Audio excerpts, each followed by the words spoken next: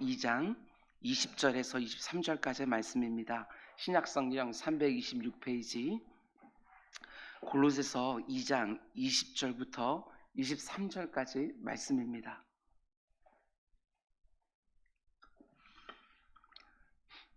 우리 한 절씩 교독하겠습니다. 너희가 세상의 초등학문에서 그리스도와 함께 죽었거든 어찌하여 세상에 사는 것과 같이 규례에 순종하느냐.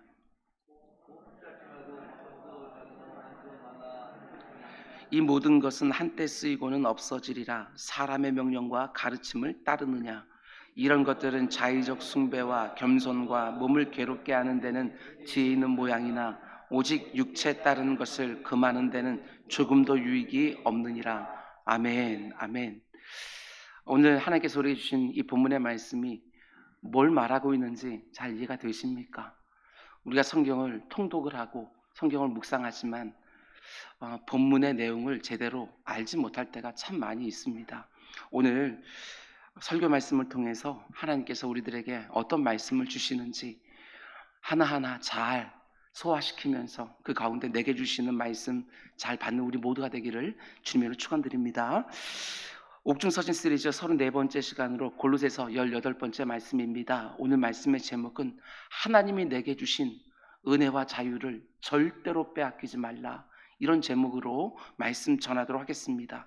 하나님이 내게 주신 은혜와 자유를 절대로 빼앗기지 말라. 은혜와 자유, 이게 얼마나 중요한 것인지 모릅니다. 어느 누구에게도 어떤 상황에서도 빼앗기면 안 되는 것이지요. 오늘은 드디어 골로새서 2장 마지막 말씀입니다. 이미 말씀드린 것처럼 설교하기에도 참 어려웠고 여러분이 듣기에도 쉽지 않은 내용이었습니다. 성경 전체에서 이렇게 한 장 전체를 다 할애하여 이단들과 거짓 교사들에 대하여 집중적으로 말씀해 주는 곳이 없기 때문에 너무나도 특별하기도 했지만 다분히 논증적인 말씀이라서 설교하는 것도 어렵고 듣는 것도 쉽지는 않습니다. 그러나 제가 거듭거듭 말씀드린 것처럼 오늘날과 같이 우리의 영을 미혹하는 거짓 교훈이 난무한 이 시대에 너무나도 중요한 내용들임에는 틀림이 없습니다. 오늘 말씀까지 해서 총 5번의 말씀 유튜브와 교회 홈페이지에 다 올려져 있으니까 필요할 때마다 꼭 다시 꺼내서 영을 분별하고 거짓 교훈을 구별하는 일에 잘 사용하기를 바랍니다. 모든 성도들이 안전하게 신앙생활하고 건강하게 성장하고 성숙하는 은혜가 진리의 말씀과 함께 온 교회에 충만하기를 주님의 이름으로 축원을 드립니다. 좀 정리해보면 내 귀에 들려오는 어떤 가르침이 바른 교훈인가 아니면 거짓 교훈인가를 분별하려면 가장 먼저 뭘 보라고 말씀을 드렸습니까? 그 무엇보다도 우리의 믿음의 주가 되시는 예수님에 대하여 뭐라고 말하고 있는지 그걸 보라고 말씀을 드렸습니다. 예수 그리스도에 대해서 뭐라고 말하고 있는가? 역사적으로 보더라도 기독교 모든 이단들 가운데 가장 많이 출현했던 것이 바로 기독론에 대한, 우리 주님에 대한 그런 신학의 이단이었습니다. 예수님이 어떤 분이라고 바울이 말하지요? 신성의 모든 충만이 육체로 거하신 분이시다, 이렇게 말하지요. 하나님을 하나님 되게 하는 모든 것들이 예수 안에 한 가지도 빠짐없이 다 충만하게 들어있기 때문에 그 예수 그리스도 안에 머물러 있는 성도들 역시 그 충만을 누리며 산다. 바울은 이렇게 말을 합니다. 그럴 때는 우리가 구원을 받은 이후에는 어떻게 해야 되는가? 다른 데 또 뿌리를 내리거나 또 털을 닦아야 될 이유가 없습니다. 그분 안에 모든 것에 충만이 있기에 오직 예수 그리스도 안에 더 깊이 뿌리를 내리는 것이고 예수 그리스도의 그 터 위에 우리의 삶을 세워가는 것이지요. 근데 누군가가 다가와서 예수 외에 마치 다른 것이 더 필요한 것처럼 다른 것을 더하고 보태야 우리의 구원이 완성되어지고 더 온전해지는 것처럼 이렇게 말하면 그게 바로 거짓 교훈이라는 것입니다. 다시 말씀드립니다. 여러분과 저는 예수 그리스도만 중심에 딱 놓고 신앙생활을 하는 것입니다. 거기에 뭔가를 더해야 되는 것이 절대로 아닙니다. 예수 그리스도께서 십자가 위에서 이루신 그 대속의 공로는 완전하지요. 완전하기 때문에 그 안에 더욱더 거하기만 하면 그 가운데 우리는 모든 영광과 복된 것들을 다 누리며 이 땅을 살 수 있는 것입니다. 종교개혁자들이 생명을 걸고 그렇게 소리쳤던 것처럼 오직 예수입니다. 솔라 크리스투스, 오직 예수. 우리가 부르는 복음성화 가사처럼 내가 살아가는 모든 자리에서 오직 예수뿐이네 고백하며 살아가는 우리 모두가 될 수 있기를 주님의 이름으로 축원드립니다. 그러면 지난 시간에 사도 바울은 거짓 교사들을 분별하는 그 외형적인 두 가지 너무나도 중요한 기준을 우리에게 보여주었습니다. 하나는 율법주의적인 가르침이고 또 하나는 신비주의적인 가르침입니다. 먼저 첫 번째로 먹고 마시는 것과 절기와 날을 엄격하게 지킬 것을 요구하면서 예수 안에서 여러분과 제가 얻은 그 귀한 자유를 다 빼앗아가는 율법주의, 이것이 바로 거짓 교훈이라는 것입니다. 물론 율법주의가 하나님 앞에서 거룩하고 성결하게 살기를 원하는 진실한 성도들에게는 참 매력적으로 보이는 것이 사실입니다. 내가 율법이 요구하는 것들을 철저하게 잘 지키기만 하면 마치 내가 신앙생활을 잘하고 있는 것처럼 느낌이 드는 것이지요. 실제로는 어떤지 몰라도 정말 그런 느낌이 듭니다. 뭔가를 하고 뭔가를 안 하고 있으면 내가 신앙생활을 그래도 잘하고 있구나 라고 스스로 생각하게 되는 것입니다. 여러분, 이거 부패한 종교성입니다. 왜냐하면 우리가 이렇게 율법을 더욱 지키려고 하면 할수록 그 율법에 계속해서 매이기 때문에 그렇습니다. 예수 그리스도의 십자가 안에서 우리가 누리기 시작한 그 자유함이 다 빼앗기는 것입니다. 내가 받은 구원에 대한 감사와 감격, 기쁨은 다 사라지고 그 가운데 의무만 남습니다. 종교적인 의무만 남습니다. 뭘 하고 뭘 안 하고 이것만 남아있는 것이지 내가 받은 이 구원이 얼마나 영광스러운 것인지 그 감격과 그 기쁨은 계속해서 사라지는 거예요. 뿐만 아니라 이게 진짜 문제입니다. 내가 철저하게 지키고 있는 그 율법들을 누가 안 지키고 있는 것을 보면 나도 모르는 사이에 그 사람보다 내가 더 우월한 것처럼, 그리고 공동체를 깨뜨리는 정죄함이 바로 여기서부터 나온다는 사실입니다. 나는 말씀 생활을 잘하고 저 사람은 기도 생활을 열심히 합니다. 그런데 내가 말씀 생활 잘하는 걸 가지고 너는 왜 말씀 생활 제대로 하지 못하냐고 이렇게 정죄할 때도 많이 있고, 내가 기도 생활 잘하고 있다고 해서 다른 사람 기도 생활 못하는 것들 바라보면서 너는 왜 이렇게 기도 생활 못하느냐고, 저마다 다 하나님께서 주신 영역들이 있는데 내가 잘하고 있는 것들을 들어서 다른 사람들보다 우월하면 그것 가지고 자기 만족을 하는 경우들이 얼마나 많이 있는지 모릅니다. 여러분에게도 이런 면이 있고 저에게도 그런 면이 있습니다. 이것들이 공동체를 깨뜨리는 주범이지요. 또 하나는 무엇이었습니까? 신비적인 가르침이었습니다. 특별히 영적인 체험을 하고 그것을 간증하는 것입니다. 그들의 특별한 체험과 간증을 듣다 보게 되었으면 그들이 너무나도 영적으로 신령하게 보이는 것이지요. 분명히 눈으로 보고 귀로 듣고 손으로 만졌을 수도 있습니다. 그런데 그 다음에 어떻게 하느냐? 사도 바울이 표현으로 그대로 얘기하면 성경 말씀으로 검증하는 것이 아니라 자기 육신의 생각을 따라 헛되이 과장하여 간증한다고 이렇게 말을 합니다. 그러면서 하나님과 자기 사이에 뭔가 특별한 것이 있는 것처럼, 하나님의 역사를 독점할 만한 뭔가 탁월한 것이 내 안에 있는 것처럼 간증을 하는데 어떻게 해요? 과장해서 하는 것을 보게 되었습니다. 그러면서 너희들보다 내가 더 신앙생활 잘하고 있다고 이렇게 스스로 생각하는 것이지요. 여러분, 골로새 교회 안에 들어왔던 거짓 교사들도 마찬가지고 기독교 역사 속에 등장했던 수많은 이단들도 마찬가지입니다. 율법을 철저하게 지키면서 자신들이 얼마나 거룩하고 경건한지를 드러내고 특별한 체험을 간증하면서 자신들이 얼마나 영적인지를 드러내면서 예수 외에 자기들이 주장하는 어떤 것들을 더해야 구원이 더 온전해지는 것처럼 이렇게 미혹하는 세력들이 많이 있었다는 것입니다. 여러분, 그래서 율법주의적, 신비주의적 이단들이요 너무나 매력적으로 보이기에 잘 휘둘리는 것이지요. 여러분, 속지 마셔야 됩니다. 내 눈에 보이는 경건한 모양과 내 귀에 들리는 신비한 간증이 전부가 아닙니다. 오직 성경 말씀으로 분별하고 오직 하나님의 영으로, 오직 하나님의 성품으로 분별하는 우리 모두가 될 수 있기를 주님의 이름으로 축원을 드립니다. 계속해서 오늘 우리가 보려고 하는 건 세 번째입니다. 첫 번째가 율법주의라면 두 번째는 신비주의고, 그럼 세 번째는 뭐냐? 그게 바로 금욕주의라는 것이지요. 금욕주의에 입각한 거짓 교훈, 이걸 분별해내기가 정말 어렵습니다. 20절 보면 바울은 이렇게 말하지요. 너희가 세상의 초등학문에서 그리스도와 함께 죽었거든 어찌하여 세상에 사는 것과 같이 규례에 순종하느냐. 여기서 핵심되는 단어는 규례라는 단어입니다. 너희가 어찌하여 이 세상에서 여전히 사는 것처럼, 어찌하여 여전히 이 세상에 속해 있는 것처럼 그 규례들에 복종하고 있느냐, 이렇게 말하는 것이지요.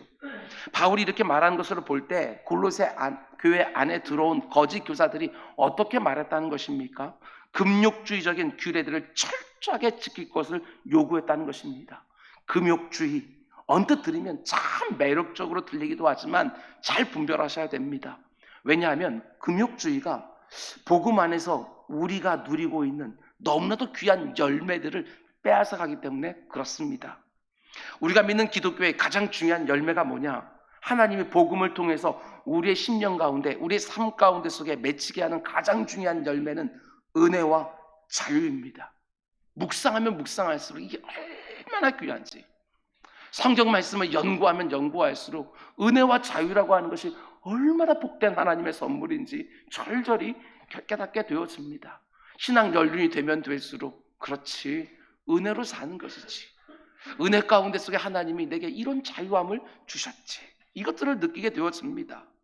바른 복음은 은혜와 자유라는 너무나 중요한 열매를 맺히게 하는 것이지요. 하나씩 살펴보면 먼저 은혜라는 것은 우리가 살아가는 이 세상 나라의 질서와는 완전히 구별되어지는 하나님 나라의 질서가 바로 은혜입니다. 은혜. 우리가 살아가는 이 세상 나라의 질서는 무엇이지요? 한번 여러분의 경험들을 한번 생각해 보시기 바랍니다. 이 세상 나라의 질서는 철저하게 자격과 조건과 공로입니다. 이것으로 온 세상이 다 움직여지는 거예요. 그런데 우리 주님이 이 땅에 오셔서 전혀 새로운 질서, 하나님 나라의 질서를 시작하셨는데 그게 바로 은혜입니다. 은혜라는 질서, 자격과 조건과 공로라는 질서를 깨뜨리는 은혜라는 질서를 우리 주님께서 이 땅에 시작하신 것이지요. 거듭거듭 말씀드리지만 은혜가 무엇입니까? 그 사람의 자격이나 조건이나 공로에 근거하지 않고 오직 하나님의 넘치는 그 부요한 사랑하심과 그리고 예수 그리스도가 십자가에서 이루신 그 완벽한 대속의 공로에 근거하여 아무런 자격도 없고 그 어떤 조건도 구비하지 못한, 그리고 하나님을 위하여 그 어떤 일도 하지 못한 공로 없는 인생들에게 너무나도 귀한 그 구원을 값없이 거저주시는 하나님의 호의, 그게 바로 은혜인 거예요. 뭔가 자격을 갖추고 조건을 구비하고 공로가 있는 사람들이 좋은 것을 선점하고 독점하는 것이 이 세상 나라의 질서 아닙니까? 그런데 예수님이 그런 세상에 가져온 하나님 나라의 질서는 전혀 다릅니다. 자격과 조건과 공로에 근거하지 않고 그런 것을 요구하면 하나님으로부터 오는 각양 좋은 것을 절대로 여러분과 제가 받을 수가 없기에, 다시 말씀드립니다. 그 사람이 자격이 되고 조건을 갖추고 하나님을 위해서 일한 것이는 공로가 있어야지만 하나님께서 우리들에게 좋은 것을 주신다고 하면 그것을 받아 누릴 수 있는 사람은 단 한 사람도 없다는 것을 하나님이 아시기에 오직 하나님의 넘치는 그 부요한 사랑과 예수 그리스도의 십자가에서 이루신 그 대속의 공로에만 근거하여 너무나 귀한 선물들을 우리에게 값없이 거저주시는 것이지요. 그게 바로 은혜예요. 이 은혜가 얼마나 귀한지 모르겠어요. 그런데 그 은혜가 다스리는 전혀 다른 세상을 보여주는 것이 어디냐? 그게 바로 이 땅 가운데 세워놓은 교회라는 것입니다. 교회는 은혜가 왕노릇하는 것이에요. 이걸 빼앗기면 안 돼요. 이 세상 사람들이 그렇게 소중하게 여기는 학벌과 재능과 능력과 소유, 그런 것들로 절대로 차별의 근거로 삼지 않는 것이 바로 교회입니다. 영혼 하나를 정말 천하보다 귀하게 여길 줄 아는 은혜가 지배하는 공동체, 그게 바로 교회인 거예요. 그런 면에서 볼 때 여러분, 교회의 세속화는 무엇이겠습니까? 한마디로 말하게 되었으면 이 세상 나라의 질서가 하나님 나라를 보여주는 교회 안에 들어오는 것, 이것이 바로 세속화인 것이지요.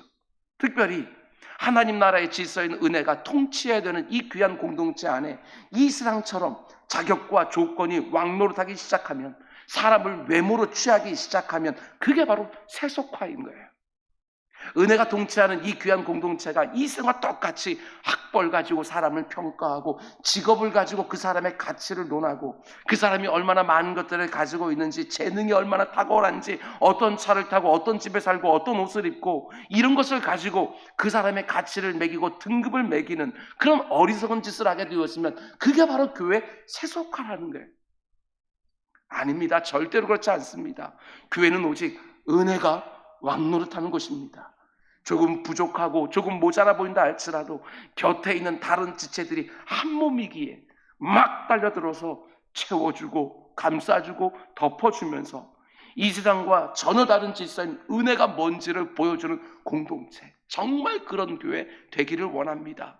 우리 교회가 복음이 가져다주는 이 귀한 은혜라는 열매를 더 풍성하게 맺어내는, 그래서 이 세상과는 너무나도 확연하게 구별되어서는 이 세상에서 하나님 나라를 보여주는 복된 교회가 될 수 있기를 주님의 이름으로 축원을 드립니다.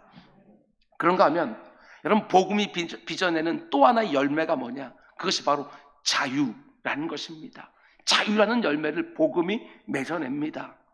이 세상의 질서인 자격과 조건과 공로는 절대로 한 인생에게 참된 자유를 허락해 주지 않습니다.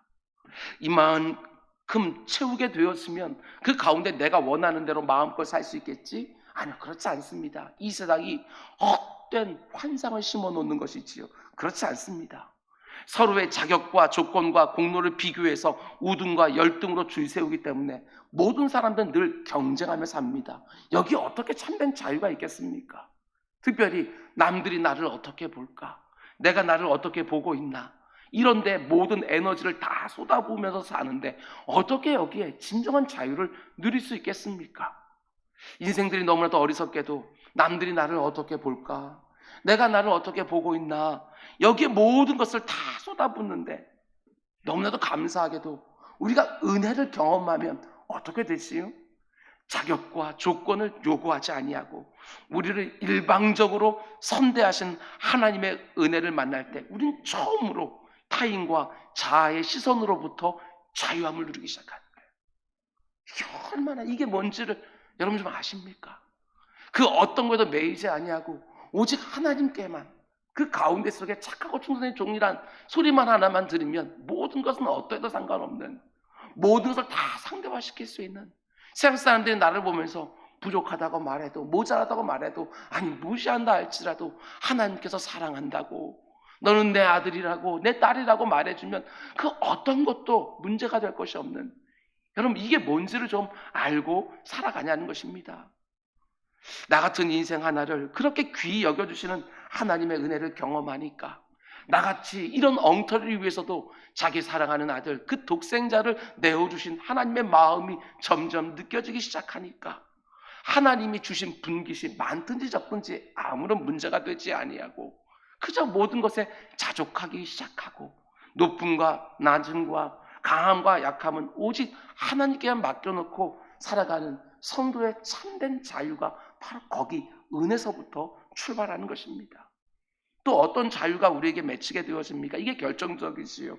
우리는 비로소 은혜를 경험할 때, 자격이나 조건을 따지지 않은 하나님의 은혜를 경험하기 시작할 때 우리는 죄로부터의 자유함을 얻게 되어집니다. 죄로부터의 자유함. 왜냐하면 이 세상은 죄로부터 자유함을 어떤 방식으로? 보속이라는 방식으로, 내가 지은 죄에 상응하게 되어지는 선한 일을 해서 그 죄를 상쇄하여 그 가운데 죄책감을 떨치려고 하지만 어디 그게 가능이나 합니까? 절대로 그렇지 않습니다. 오직 은혜라는 방법으로만 우리는 죄로부터, 죄책감으로부터 비로소 자유함을 얻게 되었습니다. 그런데 죄로부터 자유함을 얻게 되었으면 또 다른 자유함을 얻게 되었었는데 그게 무엇입니까? 성경은 분명히 말하지요. 죄의 싹은 사망이라고. 그런데 죄에서부터 자유함을 얻게 되어지니까 우리는 비로소 사망으로부터 자유함도 얻기 시작하는 것입니다. 사도 바울이 말하는 것처럼 살고 죽는 것이 그렇게 문제가 되지 않습니다. 이 땅에서 주님을 생각하기만 해도 내 마음이 이렇게 좋은데 나중에 주님 얼굴 맞대고서 보면 얼마나 좋을까, 이런 마음으로 살든지 죽든지 내 안에서 그리스도가 존귀, 이것이 소원이 되어서 이 땅을 살아가는 사람들이 은혜를 알고 자유함을 아는 성도들의 모습 아니겠습니까? 여러분, 은혜와 자유, 이게 얼마나 우리들의 귀한 열매인지 모릅니다. 복음이 여러분과 저에게 빚어내는 너무나도 귀한 열매. 그런데 여러분, 골로새 교회 안에 들어온 거짓 교사들이 가르치는 거짓 교훈은 어떤 열매를 맺게 합니까? 은혜를 패하고 다시 자격과 조건과 공로에 사로잡히게 하고 자유를 패하고 다시 율법과 규례에 묶이게 했다는 것입니다. 사도 바울이 그 얘기를 듣고 얼마나 분통이 터졌을까? 다른 이유가 아닙니다. 그 귀한 주님의 몸된 교회 안에 세상의 질서를 또 심기 시작한 거예요. 자격과 조건과 공로로 사람들을 등급 매기기 시작하고 차별하기 시작을 하고, 정말 예수 그리스도 안에서 참된 자유를 누리던 그 성도들을 다시 이런저런 율법과 규례들로 묶고 있다는 그 얘기를 들었을 때 사도 바울은 너무 기가 막혔을 거예요. 그 얘기를 듣고 나서 분통을 터뜨리면서 붓을 들어서 지금 그들의 모든 잘못들을 다 지적하고 있는 거예요. 그게 골로새서 2장 말씀 아닙니까? 저는요, 이게 10분 이해가 되어집니다. 목회하면서 정말 세상의 가치가 들어와서 그 교회 안에서도 똑같은 가치로 똑같은 기준으로 뭔가가 운영되고 있을 때 그 가운데 속에 느끼는 절망감, 좌절이라고 하는 거, 여러분 절대로 그렇게 하시면 안 됩니다. 세상에서 익숙해진 어떤 것들을 가지고 와서 교회에 와서도 그것을 가지고 적용하려고 하는 시도 절대로 하면 안 됩니다.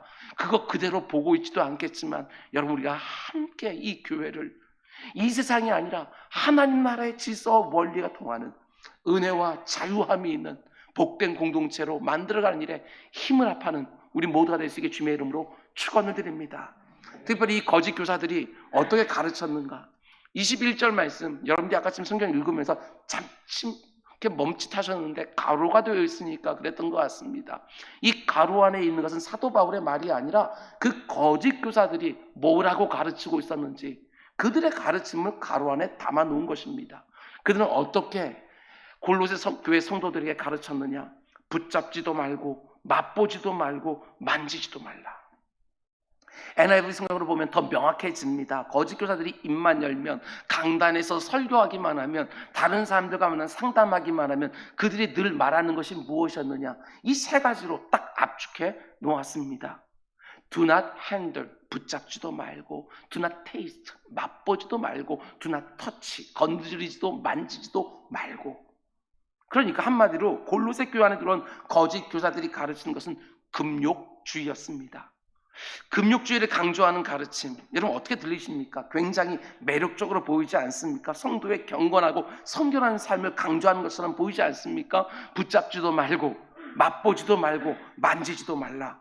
그런데 이 금욕주의가 가져오는 가장 큰 폐해가 무엇이냐? 앞에서 말씀드린 것처럼 예수 그리스도의 생명으로 우리에게 허락되어져 있는 이 은혜와 자유를 다 빼앗는 거예요. 여기서 붙잡지도 말라, do not handle 이렇게 말하고 있는 것은 원어적으로 보면 재물, 돈에 대한 금욕을 가르친 것입니다. 재물을 붙잡으려고 하지 마라. 재물은 그냥 최소한만 있으면 되고 붙잡아 두려고 하지 말라. 돈은 거들떠보지도 말라. 이런 의미지요. 벌써 느낌이 다르지 않습니까? 얼마나 신앙적이고 영적이면 돈은 거들떠보지도 않고 살아요. 그런가 하면 맛보지도 말라, do not taste.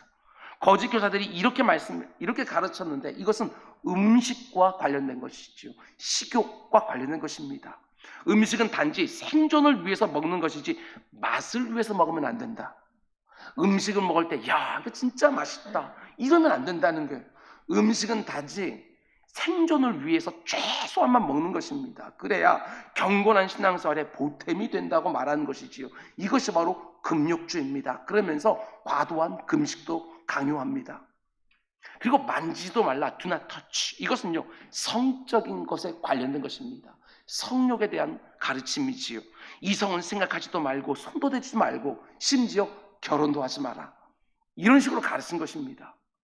물론 우리가 믿는 기독교 역시 붙잡지도 말고 맛보지도 말고 만지지도 말라고 요구하는 부분들이 분명히 있습니다. 그러나 엄연한 차이가 있습니다. 우리가 믿는 기독교는 여러분 금욕을 말하는 것이 아니고 잘 들으십시오. 자원하는 절제를 가르칩니다. 자원하는 절제, 이게 얼마나 귀한 것인지 몰라요. 분명히 우리도 뭔가를 하고 하지 말라고 가르치지만 그 모든 것들은 여러분 우리 가운데 속에 뭔가 규정으로 주어지는 것들이 아니라 자원하는 것으로 우리들에게 주어진다는 사실을 잊으면 안 되는 거예요. 금욕과 절제는 완전히 다릅니다. 성경은 재물을 악한 것으로 말하지 않습니다. 돈을 사랑하는 것이 일만하게 뿌리가 되어진다. 돈을 사랑하는 것을 악이라고 말하는 것이지 돈 자체를 악한 것이기 때문에 붙잡지도 말라 이렇게 가르치지 않습니다. 하나님의 영광을 위하여 이웃들의 유익을 위해서 잘 사용하라고 가르치지 악하기 때문에 붙잡지도 말라 이렇게 가르치지 않아요. 돈이 많은 것을 가리켜서 죄라고 말하지도 아니하고 돈이 적은 것을 가리켜서 덕이라고 말하지도 않습니다. 많이 가져야 행복해진다고 생각하지 않고 있는 것에 자족할 줄 알고 하나님이 내게 허락해 준 것을 가지고 하나님을 영화롭게 하고 이웃들을 복되게 하는 일에 잘 사용해라 이렇게 가르치는 것이지요.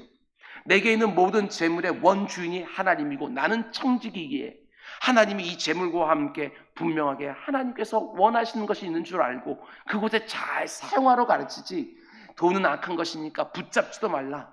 여러분 재물에 대한 금욕을 가르치지 않는다는 것입니다. 음식도 마찬가지입니다. 우리가 하나님이 주신 그 귀한 음식을 먹을 때마다 너무나 감사하고 즐거워하면서 그것을 누리는 거 하는 것을 기뻐하시지. 그 음식을 먹으면서 내가 너무나 즐거워하는 것을 보면서 너 어떻게 이렇게 맛있게 먹을 수 있느냐 하나님이 이렇게 짜증을 내시겠습니까? 절대로 그렇지 않습니다. 하나님이 주신 음식이라고 생각하고 감사함으로 기도를 드리고 이 음식이 내게 올 때까지 얼마나 많은 사람들의 수고와 것을 생각하면서 그들의 고마움들도 표현하고 그래서 그 음식을 잘 누리게 되는 거 하나님은 그걸 너무나도 기뻐하시는 것이지 우리에게 식욕을 완전히 금하라고 이렇게 가르치지 않는다는 사실입니다. 성적인 것도 마찬가지입니다. 교회는 절대로 성적인 금욕을 가르치지 않습니다.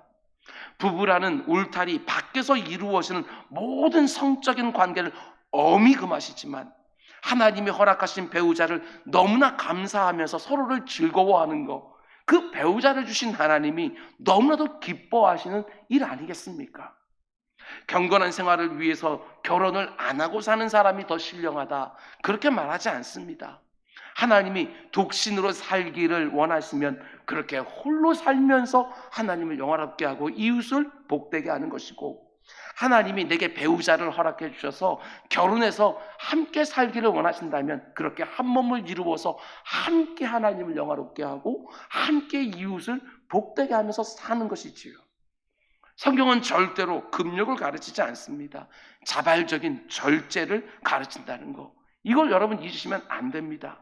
하나님께 받은 은혜가 내게 너무나도 귀하고 과분해서 내 스스로 뭔가를 하고 안 하는 것입니다. 그것이 바로 바른 절제이지요. 사도 바울이 말하는 것처럼 나는 뭐든지 다 먹을 수 있지만 내가 이 먹는 것을 보고 믿음이 연약한 자가 실족한다면 이건 안 먹겠다고.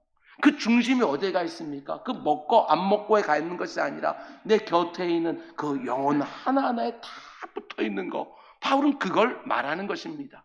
여러분 우리가 뭔가를 하고 안 한다고 해서 그것은 모든 것이 금기사항이 되어 있기 때문에 그것이 아니고 하나님이 내게 주신 모든 것들 얼마든지 자유할 수 있지만 하나님의 영광을 위하여 내 이웃의 복됨을 위하여 하고 안 하는 것입니다. 이게 바로 절제라는 것이지요. 자유함이 다 묻어있는 거예요. 그 가운데 속에. 이게 정말 중요한 것이지요. 하나님께 내게 주신 은혜가 너무나도 감사해서 그 은혜에 합당하게 살려다 보니까 그 가운데 뭔가를 하고 안 하는 것이지 강제로 하는 것이 아닙니다. 억지로 겨우겨우 하는 것이 절대로 아니라는 것입니다. 한번 생각해 보셔요. 하나님께서 인간을 창조하시고 자유의지를 선물로 주지 않으셨습니까? 자유의지. 어떤 사람들은 왜 자유의지를 주었느냐? 그 자유의지 때문에 선악과를 따먹고 우리가 이때까지 이렇게 고생하고 있는 거 아니냐? 이렇게 말하기도 하지만 여러분 정말 하나님의 마음을 모르는 말입니다. 우리는 하나님의 형상을 담아서 우리는 창조되었습니다. 그렇기 때문에 다른 동물과 식물에는 없는 하나님에게만 있는 자유의지를 우리에게 허락해 주신 것이죠. 그리고 그 자유의지를 사용해서 하나님이 기대하시는 것은 선악을 알게 하는 나무의 실과를 절대로 따먹지 말라. 그것을 따먹나면 정령 죽으라. 이렇게 말씀하실 때 하나님의 기대는 다른 것이 아닙니다. 그냥 먹지 말라고 했으니까 하나님이 두려워서 안 먹는 이 정도가 아니라 하나님이 주신 그 자유의지를 가지고 하나님이 나를 창조해 주셨고 이렇게 아름다운 동산에 두시고 내게 모든 필요를 다 공급해 주시고 내 모든 영혼과 내 정신까지 교제 가운데 속에서 늘 아름다운 곳으로 이끌어주는 그 하나님이 너무나도 좋아서 하나님의 말씀이니까 내가 자원하여 그것을 안 먹는, 하나님은 그걸 기대하지 않았겠습니까? 그래서 자유의지를 주어놓고 곧바로 뭐라고 말씀하느냐? 먹지 마라, 이렇게 말씀하시는 것이지요. 여러분, 모든 것이 다 마찬가지입니다. 하나님은 우리의 자유함이 다 붙어있는 순종을 기뻐하시는 것입니다. 자유함이 다 붙어있는 순종, 그게 바른 절제거든요. 구약시대를 보십시오. 이스라엘 백성들이 그렇게 하나님 앞에 양을 데려오고 소를 들어 제물을 드리면서 제사를 드리지만 하나님은 그들을 보면서 호통을 치셨습니다. 너희들이 육신은 여기 와서 제사를 드리고 있지만 마음은 내게서 다 멀어져 있구나 하면서 하나님은 차라리 저기 성전 문을 닫아버려라, 저들 못 들어오게, 억지로 겨우겨우 이거 안 하면 안 되니까 이런 식으로 율법을 지키는 거 하나님은 싫어하셨습니다. 네 마음에서 정말 감사가 뭔 줄을 알고 은혜가 뭔 줄 알아서 자원하여 드리는 것들만 하나님 받으시겠다고 말씀하시는 거 여러분 잘 들으셔야 됩니다. 분별하셔야 됩니다. 아무리 이단들과 거짓 교사들이 금욕적인 삶을 산다고 할지라도 미혹되면 안 됩니다. 그들이 일견 보기에 우리보다 더 경건하고 신령하게 사는 것 같다 할지라도 만일 그들의 가르침이 하나님께서 예수 그리스도 아들을 통하여 우리에게 주신 그 복된 은혜와 자유를 손상시키고 있다고 한다면 그건 거짓 교훈이 틀림없습니다. 그것을 가지고 구별해내는 거예요. 그리고 이제 이어지는 22절 말씀 보면 거짓 교사들이 가르치는 금욕에 대해서 바울이 어떻게 말하느냐. 거짓 교사들은요, 재물이나 음식이나 성적인 것이나 이 모든 것들은 한때 쓰이고 없어지는 것들이니까 그것은 붙잡지도 말고 맛보지도 말고 만지지도 말고, 거짓 교사들이 금욕을 가르친 것입니다. 그래서 사도 바울은 뭐라고 말하지요? 그 모든 것들은 사람의 명령과 가르침에 불과하다, 이렇게 말합니다. 성경 말씀 어디를 봐라. 하나님이 언제 그렇게 금욕을 말씀하셨느냐?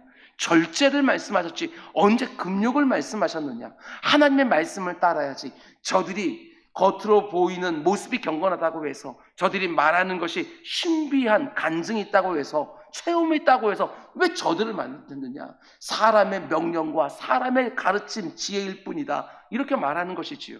여러분, 사람의 지혜, 사람의 명령과 가르침이라고 하는 것은 사람 자체가 한계와 모순이 있지 않습니까? 그래서 그들이 요구하는 모든 것들이 정말 우리들의 신령한 삶 가운데 유익되는 것처럼 보인다 할지라도 그 가운데는 한계와 모순이 함께 들어있는 것이지요. 하나님 한 분만이 오직 온전하시고 완전한 분이시기에 하나님께서 우리에게 주신 것들만 우리는 믿고 따르는 거예요. 사람의 지혜와 사람의 명령과 가르침에는 한계와 모순이 있다는 걸 잊으면 안 되는 거예요. 예를 들면 여러분, 과학이라는 것이 우리를 얼마나 유익하게 합니까? 과학의 발전을 통해서 우리가 얼마나 풍성한 삶을 살게 되었습니까? 그러나 그 모든 것들은 일반 은총에 속해 있는 사람의 지혜에서 나온 것이라서 거기는 한계와 모순도 같이 들어있는 것입니다. 과학이 우리들에게 풍요로운 것들을 가져왔지만 동시에 또 자연재해를 가져오고 대형 사고를 가져오는 거 우리는 보지 않습니까? 과학의 발전과 함께 사고의 규모도 더 커지는 것이고 비참의 규모도 더 커졌습니다. 편안함과 효율성이 커진 만큼 한계와 모순도 더 같이 들어오는 것이죠. 이게 바로 인생의 지혜라는 거예요. 사도 바울은 이것을 지금 지적하는 것입니다. 거짓 교사들이 붙잡지도 말고 맛보지도 말고 만지도 말라고 하는 거, 일견 그 모든 것들이 유익해 보인다 할지라도 그것이 바로 사람에게서 나온 것이기에, 하나님에게서 나온 것이야말로 너희들이 진짜 복되게 하는 복음인데 사람에서 나온 것이기 때문에 그것을 따르게 되었으면 한계와 모순 때문에 너희들에게 큰 손상이 오는데 더 중요한 걸 잃어버리는데, 그게 뭐라고요? 바로 은혜와 자유를 잃어버린다, 이렇게 말하는 것이지요. 그러면서 사도 바울은 23절에서 아주 결정적으로 아주 핵심이 되는 말을 합니다. 23절 말씀 우리 같이 읽습니다. 시작. 이런 것들은 자의적 숭배와 겸손과 그 많은 데는 조금도 유익이 없느니라. 아멘. 여러분, 이게 어떤 말씀인지 잘 이해가 되십니까? 잘 한번 한 10번 정도 쭉 읽어보시면 이게 어떤 말인지 알게 될 것입니다. 사도 바울의 결정적인 금욕주의에 대한 지적입니다. 골로새 교회 안에 들어온 거짓 교사들이 가르치는 그 금욕주는 결국 성도들을 어떤 곳으로 끌고 가느냐? 첫 번째가 바로 자의적 숭배, 이렇게 말합니다. Self-imposed worship, 여기에 이끌어 간다는 거예요. 자의적 숭배가 무엇입니까? 이게 참 무섭습니다.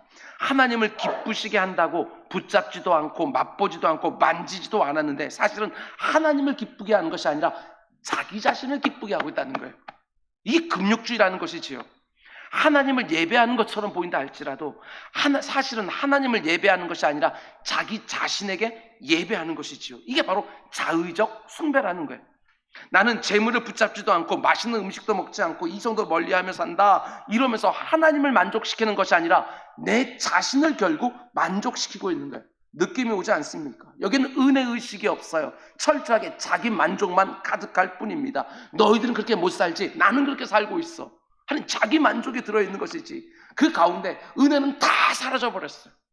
은혜가 뭔 줄 알아야 다른 사람을 은혜로 대한다는 게 뭔 줄 알 텐데 스스로를 숭배하고 있으니 그 가운데 속에 무슨 은혜를 대하겠냐는 거예요. 절대 그렇지 않다는 것입니다. 여러분, 사도 바울은 노년에 뭐라고 고백합니까? 사도 바울은 그 연륜이 흘러가면 흘러갈수록 계속 더욱 은혜만 묻어나오는 것을 보게 되었습니다. 더 절절하게 하나님의 은혜에 대한 고백이 나오는 것을 보게 되어집니다. 그가 자기 인생을 바라보면서 이렇게 고백합니다. 고린도서 15장을 보면 나는 사도 중에 가장 작은 자니라. 나는 하나님의 교회를 박해하였으므로 사도라 칭함받기를 감당하지도 못하겠습니다.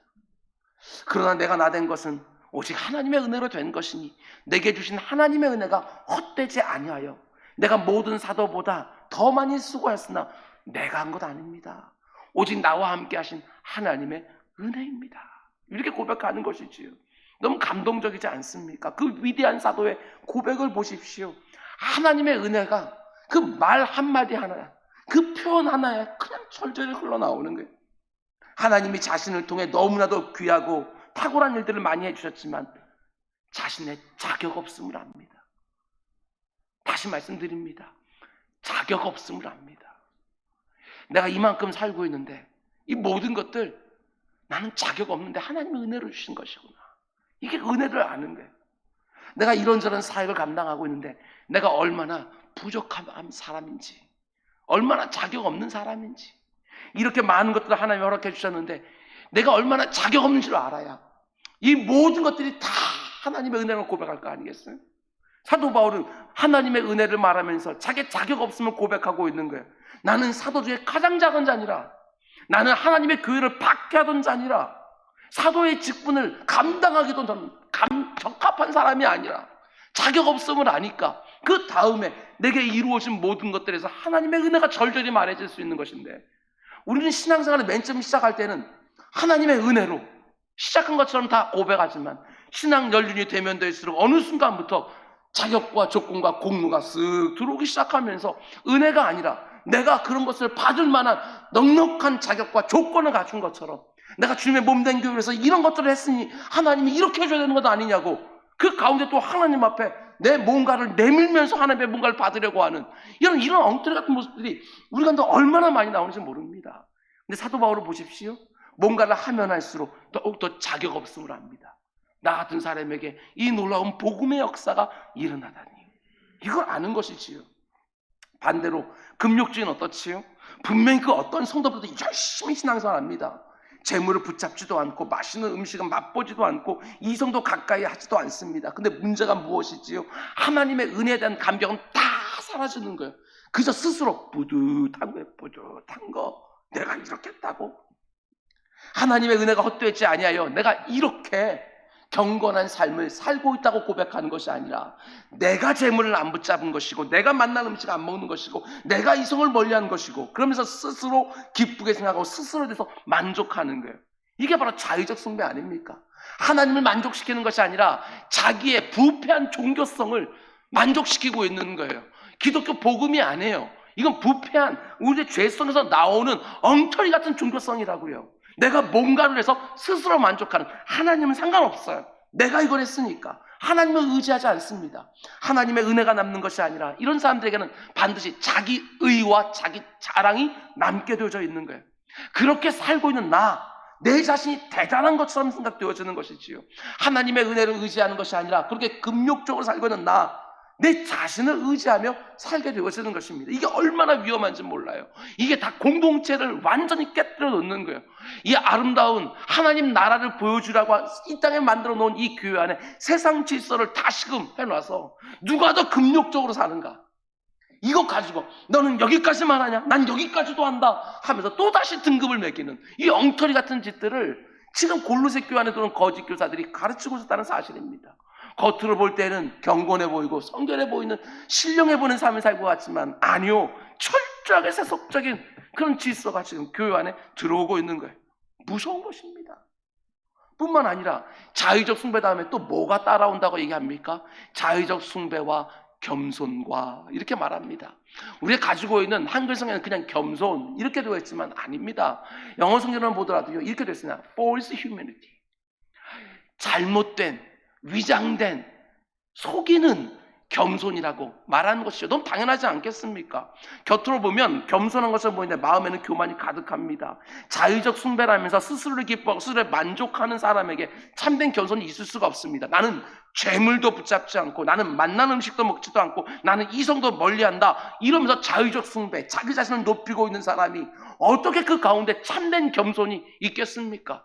하나님의 은혜가 아니면 저는 단 한순간 살 수가 없습니다. 이게 아니고 내가 안 붙잡을 수 있고, 내가 맛보지 않을 수 있고, 내가 만지지 않을 수 있는데 하나님의 은혜가 필요 없어요. 이게 진짜 교만 아닙니까? 우리 안에도 이런 모습이 얼마든지 있을 수 있다는 거 여러분 정말 경각하셔야 됩니다. 내 안에도 이런 모습이 정말 있어요. 하나님의 은혜로 다 된 것들이 아니라 내가 뭔가 한 것처럼 생각하다 보니까 겉으로는 겸손을 말하는 것 같지만 이 안에는 여러분 교만이 또 안을 치고 있을 때가 얼마나 많은지 모른다는 사실이에요. 다른 사람보다 내가 우월한 것처럼 이렇게 생각하고 정죄하는 경우들이 얼마나 많은지 모른다는 사실이에요. 진짜 교만이지요. 그러면서 사도 바울이 결론적으로 뭐라고 말합니까?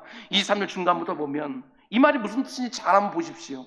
몸을 괴롭게 하는 데에는 이 금욕주의가 지혜 있는 모양이나 오직 육체에 따르는 것을 금하는 데는 조금 더 유익이 없느니라. 이게 사도 바울의 결론이에요. 겉으로 보는 모습만 보면 거짓 교사들이 가르치는 금욕주의가 얼마나 그럴듯해 보이는지, 돈도 멀리하는 것 같고 먹는 것도 집착하지 않으면서 이게 뭔가 세상을 초월해 사는 것 같아.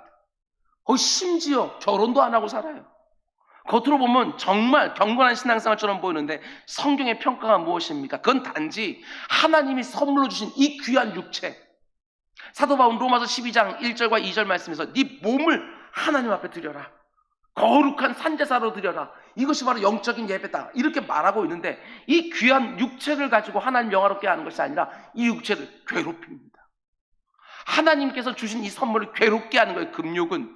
그런데 진짜 큰 문제는 뭐냐? 이 몸뚱아리를 가지고 죄를 짓게 하는 그 원인이 되어지는 이 안에 있는 이 죄된 본성에는 그 어떤 효력도 없다. 금욕을 하고 있다는 것이 네 안에 있는 죄된 본성을 억제하는 데는 조금의 유익도 없다. 단지 네 몸을 괴롭게 할 뿐이다.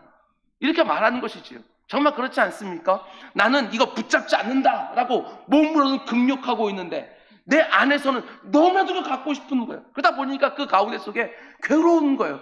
영육이 다 괴로운 거예요.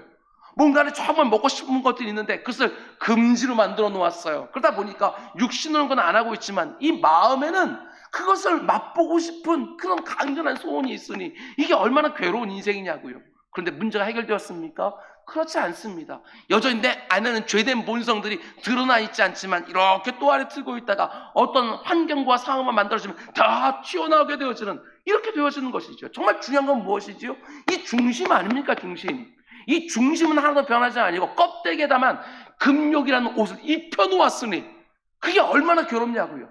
혹시나 오늘날 현대인의 신앙생활이 현대인의 신앙생활이 이런 모습이 아닐까, 저는 너무나도 걱정이 되어집니다. 왜냐하면 보면은 이것도 안 하고 저것도 안 하는데 감사도 없고 감격도 없고, 그 가운데 이거 안 하니 왜 교회 가면 이렇게 하지 말라는 게 많아, 이런 것도 많아서 점점 멀어지는, 혹시 이런 모습은 없냐는 거예요. 우리 주님께서 이렇게 말씀하십니다. 입으로 들어가는 것이 사람을 더럽게 하는 것이 아니라 네 입에서 나오는 것이 사람을 더럽게 하는 것이다. 입에서 나오는 것이 마음에서 나오는 것이니 이것이야말로 사람을 더럽게 한다. 이렇게 주님께서 말씀하신 거예요. 우리 주님 뭐라고 말하는 것입니까? 겉으로만 금욕적으로 살면 되는 거냐? 네 마음이 좀 썩어 문드러졌는데. 여러분, 참된 복음은요, 내 마음에 대해서는 진정한 변화가 내 삶으로 나오는 거예요. 이게 진정한 바른 절제인 거예요. 내 안에 있는 중심의 변화가 내 삶 가운데 뭔가를 하고 안 하게 만드는 거예요. 이 가운데 속에 감사와 자유함이 그대로 묻어 있는 거 아니겠어요? 여러분, 저는 우리 모두가 복음이 만들어내는 은혜와 자유를 마음껏 누리면서 이 땅을 살기를 원합니다.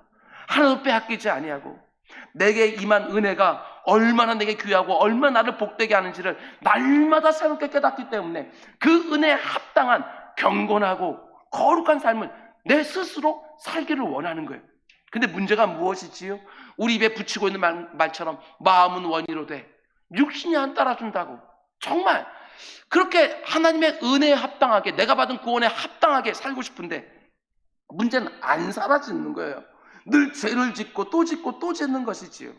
내가 하나님의 은혜를 모르는 게 아니에요. 너무나 잘 알고 있는데 내 안에 들어있는 내용물을 보더라도 너무나 더럽게 짝이 없고, 내 바깥으로 나오는 모양을 보더라도 엉터리 같고 추한 것들이 너무나도 많은 거예요. 그래서 고통스러운 것이지요. 그럼 어떻게 우리는 이 안에 있는 죄된 본성과 싸우고 이길 수 있는가? 금욕은 안 된다고 말씀을 드렸습니다. 그럼 어떻게 우리는 이 안에 있는 죄된 본성과 싸울 수 있느냐? 이길 수 있느냐? 여러분, 우리가 너무 잘 아는 다윗의 경우를 한번 보시기 바랍니다. 다윗 정말 좋아하는 사람입니다. 성경 속에 정말 닮고 싶은 사람이지요. 그 어느 누구보다도 그는 하나님을 사랑했습니다. 다윗만큼 하나님을 사랑한 사람이 없어요. 그 앞에 수많은 믿음의 위인들이 나왔지요. 그죠? 그 가운데 보면 노아도 나오고 아브라함도 나오고 이삭도 나오고 야곱도 요셉도 나오고 그다음에 모세도 나오고 여호수아도 나오고 수많은 믿음의 위인들이 있었지만 그 가운데 속에 하나님을 사랑합니다 고백했던 사람이 한 명도 없다고 제가 늘 말씀드리지 않습니까? 하나님을 사랑한다고 고백했던 사람은 다윗이 처음이었어요. 시편 18편 1절 말씀 보게 되었으면 나의 힘이 되신 여호와여 내가 주를 사랑하나이다. 성경에서 처음으로 하나님 앞에 영어 성경으로 보게 되면 I love you, O Lord 이렇게 되어져 있어요. 사랑 고백을 한 사람이 다윗이에요. 그만큼 사랑했고 우리가 시편 강해를 통해서 보았지만 그는 하나님의 은혜가 뭔 줄 아는 사람입니다. 그래서 하나님 앞에 잘 나아가서 은혜로 덧입기를 기도의 자 사모했던 사람이 그런 다윗이에요. 그런데 충격적인 게 무엇입니까? 하나님을 그렇게 사랑하고 하나님의 은혜가 뭔지를 철저히 아는 다윗이 밧세바와 간음을 하고 그의 남편인 우리아를 살인합니다. 이게 너무 충격이에요. 아니 다윗이 이렇게 하는 거예요. 다윗이 다른 사람도 아니고 다윗이 이렇게 한 거예요. 하나님 마음에 합한 사람도 이렇게 하는 거예요. 다윗의 마음 가운데 있었던 그 내용물은 음란이었고 그의 밖으로 드러났던 모양은 음란과 간음과 살인 아니었습니까? 이걸 도대체 어떻게 우리가 봐야 되는가? 그런데 다윗이 나단 선지자를 통해서 자신의 그 죄를 깨닫고 왕이니까 얼마든지 이 정도는 할 수 있다고 생각했을지도 모르겠어요. 온 주변에 있는 모든 이방 나라들의 왕들은 다 그렇게 자기 마음대로 하고 있으니까 자기도 얼마든지 해놓고 죄책감을 느끼지 못했을지도 모르겠어요. 이것이 하나님의 제가 범죄를 생각하지도 못했을 거예요. 그런데 나단 선지자가 와서 그 나쁜 도둑놈이 바로 너라고 그 죄를 들추어냈을 때 다윗이 어떻게 합니까? 그 자리에 뱃싹 무릎을 꿇기 시작하고 그 가운데 회개를 토해놓기 시작합니다. 정말 눈물로 날마다 침상을 적시지요. 그러면서 그가 쓴 시편이 바로 51편 말씀입니다. 시편 51편 말씀은 참회시예요. 밧세바와 그렇게 간음을 하고 그의 남편 우리아를 죽이고 난 다음에 죄를 깨닫게 됐을 때 철저하게 시편 50편을 쓰면서 눈물로 회개합니다. 정말 진실한 회개였지요. 우슬초로 나를 좀 깨끗하게 해달라고. 우슬초로 나를 좀 깨끗하게 좀 해달라고. 견딜 수가 없는 고통스러워서 그 가운데 속에 내가 어머니 모태에 나올 때부터 이런 못된 놈으로 나와서 죄만 더하고 있다고 하나님 앞에 그렇게 회개를 합니다. 그리고 다시는 다윗은 그렇게 간음하는 일을 그 죄는 짓지는 않습니다. 하나님께 받은 은혜가 얼마나 크고 귀한지 얼마나 과분한지 알아요. 그런데 자기가 간음을 하고 그리고 살인을 했어요. 그러고 나서 시편 51편 16절 17절에서 귀한 고백을 합니다. 이렇게 얘기하시요.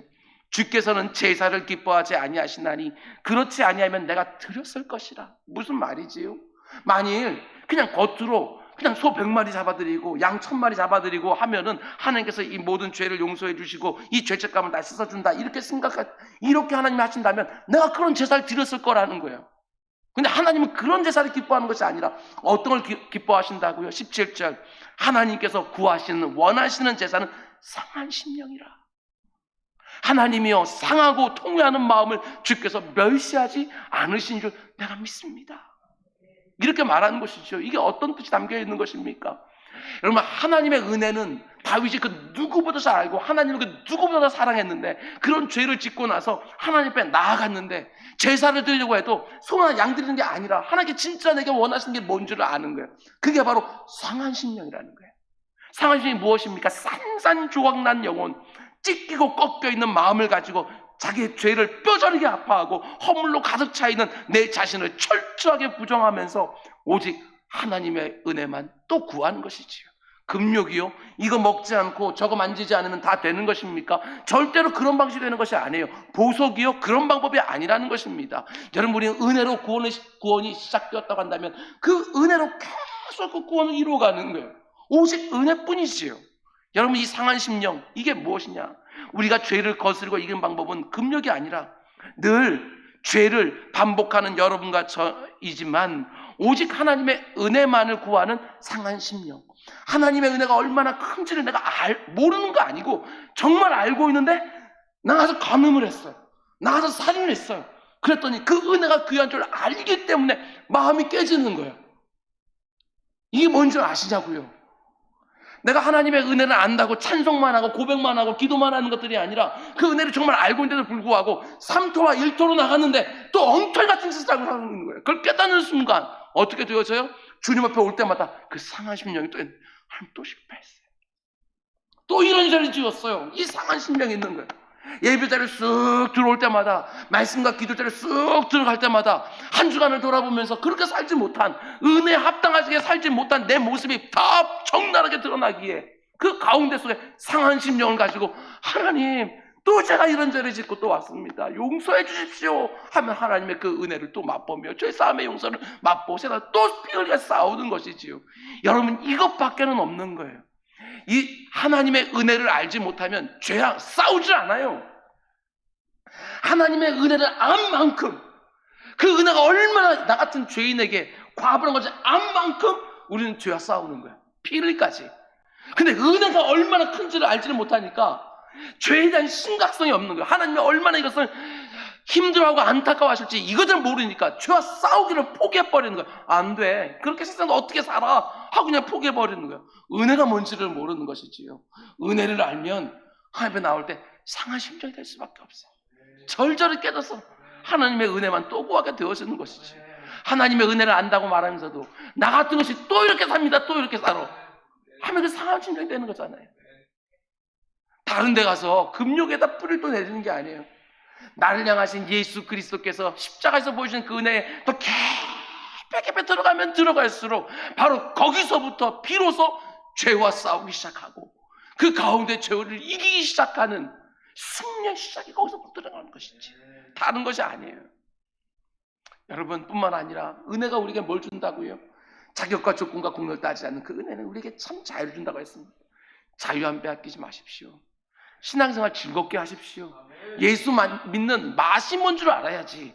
은혜를 아니까 그 은혜에 따라서 그 은혜 안에서 자유함을 누리면서 내 스스로 하나님께 주신 자유의지를 가지고 선택해서 뭔가를 하고 안 하는 것이지, 어떻게 꽉 묶여서 교회에서 이거 하지 말라고 했으니까 이거 하라고 했으니까 이렇게 하고 저렇게 하면서 여러분 무슨 신앙생활 교회생활에 무슨 거기 기쁨이 있겠냐고요. 그거 아닙니다. 우리의 모든 것에 자유함이 묻어 있는 거야. 하나님이 그리스도 안에서 우리에게 허락해 주신 그 은혜와 그 자유를 딱 붙들고 그거 하나 의지하며 정말 하나님이 기뻐하시는 경건하고 성결한 삶을 나도 너무 살고 싶어서 다른 이유가 아니고 내가 그렇게 사는 것을 하나님이 기뻐하시고 내가 그렇게 살 때 내 주변에 있는 사람들에게 복이 되어지니까 나도 정말 그렇게 살고 싶어서 하나님께서 공급해 주신 그 은혜만을 가지고 그리스도께서 자기의 몸을 찢어서 허락해 주신 그 자유를 가지고 죄된 본성과 싸우고 이겨내는 일에 여러분과 저에게 눈에 확연한 진보와 성숙과 성장이 있기를 주님으로 축원을 드립니다. 기도하겠습니다. 사랑의 주님, 우리는 어떻게 된 게 내가 이것을 뭔가를 하고 안 하는 것처럼, 내 의지를 다 사용해서 뭔가를 하고 안 해야 되는 것처럼, 은혜로 구원받아 놓고 나서도 그 다음부터는 내가 내 삶을 책임지려고 하는 경우들이 얼마나 많은지 모릅니다. 거룩과 성결한 삶이라는 것이 단지 내가 마음 먹으면 되는 것처럼 착각하면서 이것저것 안 하면서 자유함을 다 빼앗기고 은혜도 다 빼앗기면서 살고 있는 우리들의 이 어리석은 모습을 용서해 주시고, 오직 하나님의 은혜가 나 같은 것에게 얼마나 과분한지 나의 자격 없음을 깨닫고 상한 심령으로 하나님 앞에 살아가는 우리 모두가 될 수 있도록 인도하여 주옵소서. 이 모든 말씀 예수님의 이름으로 기도드렸습니다. 아멘. 우리 함께 찬송가 290장 우리 말씀 생각하며 찬양합시다.